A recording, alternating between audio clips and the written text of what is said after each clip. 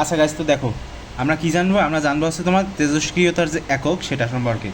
কয়টা একক আমরা কি জানি বলো তো? আমরা একটা এককের নাম জানি, সেটা হচ্ছে তোমার কুড়ি, ঠিক আছে?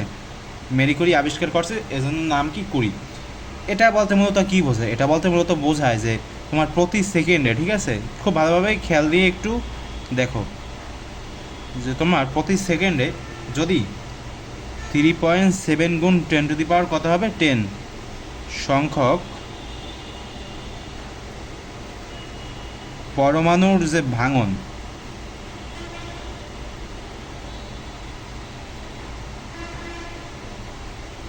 তো এটাকে কি বলা হয়? এটাকে বলা হয় মূলত 1 কুড়ি, ঠিক আছে?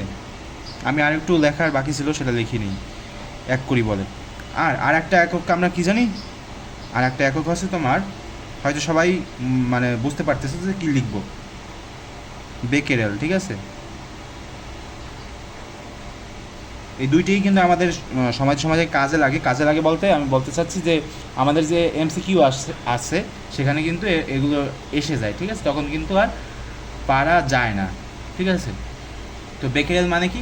বেকেরেল মানে হচ্ছে তোমার প্রতি সেকেন্ডে, ঠিক আছে, প্রতি সেকেন্ডে একটি তেজস্ক্রিয় ক্ষয়কে 1 বেকেরেল বলে, ঠিক আছে?